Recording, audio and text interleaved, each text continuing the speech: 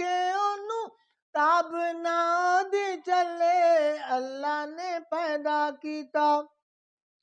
सोने रब पैदा कीता ओदा रकीब कोई नहीं जिन्ना तो नेड़े रब दे ओना करीब कोई नहीं सोने मोहम्मद वर्गा सल्लल्लाहु अलैहि वसल्लम फलकां ते सदिया रब ने बनया मेहमान ओदा फलकां ते सदिया रब ने बनया मेहमान ओदा सारे पैगंबरां कोलों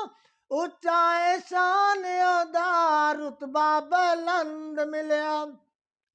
रुतबा बुलंद मिलया होर किसे दे नसीब कोई नहीं जिन्ना ओ नेड़े रब दे ओना करीब कोई नहीं सोने मोहम्मद वर्गा